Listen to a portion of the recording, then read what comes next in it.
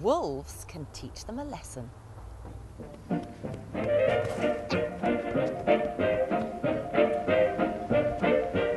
Bullying can be an awful problem, but you don't have to be shouted at or punched to be bullied. Simply being excluded from the fun can be just as bad. But we're going to find out how kids like these can get help from wolves like those. Wolves are extinct in the wild in Britain. They were hunted down by farmers to protect their animals.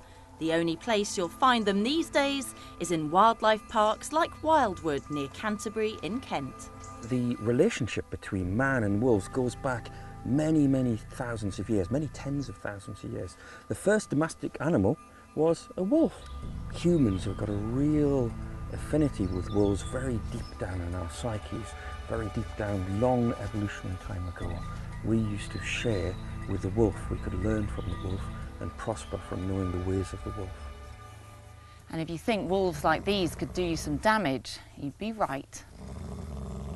A few years ago, one of the keepers took a work experience girl in here because she wanted to meet the wolves. And unfortunately, these wolves wanted to find out where she was in the pecking order, and that means they nipped her. But a nip for them, to us, means stitches and hospital, and they unfortunately bit her. And then the keeper went in to pull them apart, and the wolves attacked him quite badly, and he had some very bad injuries. So it's a good job the wolves are on the other side of a very secure fence. Some of the kids from Herne Junior School have come to learn about them, and Steve Kirk is Wildwood's wolf expert. Listen, there's a siren. Can you hear that siren coming? That sometimes sets the wolves off howling. They think it's a high... This is exactly how wolves would behave in the wild. They hear the siren of a police car or an ambulance in the distance, and they think it's another pack of wolves howling. So they start to howl back. I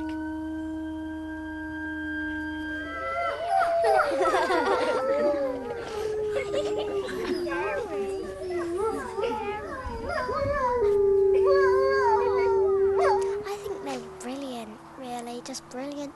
If a police car came or ambulance, they would hear the siren about 10 or 15 minutes before us.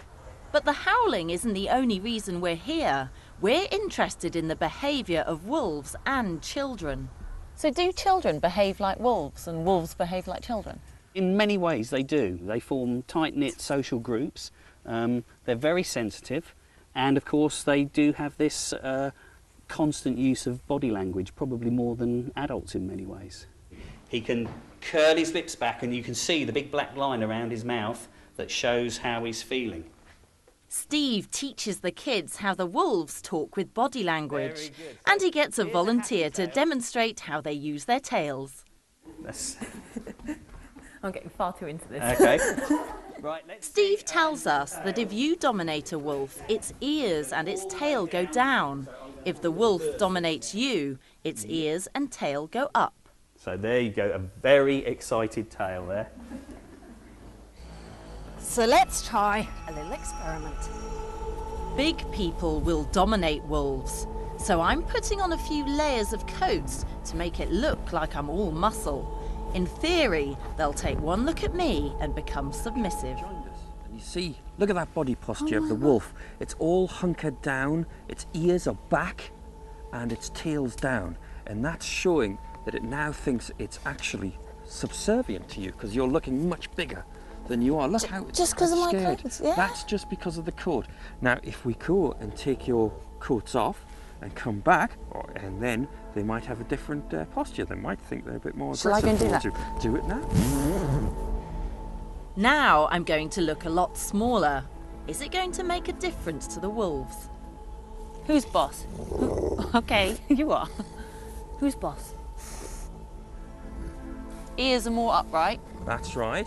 And the growl. Careful. So that's pretty conclusive, I think. As far as the wolves are concerned, body language makes all the difference. But here's the important part. How does all this help the kids? We're teaching the children to understand how much body language plays a part in their daily life, how strong a form of communication it is, and how it's quite easy to hurt somebody's feelings by accident. So Steve shows the kids how they can show disapproval to each other without actually saying anything. Folded arms, grumpy faces, and absolute silence between them. Not too far, because you're not going away, that's it. They put distance between themselves. So do you realise that you're doing this all the time at school? And you're sending out a big loud message, and it's very important that you realise that you can do this at any time without realising it and actually hurt somebody's feelings quite badly. And so the hope is that kids will be nicer to each other by learning from wolves. I learned to be nice to people using my body language. And they've taken it one stage further and realised you only get back what you dish out. You have to be friendly to people, otherwise they won't be friendly to you.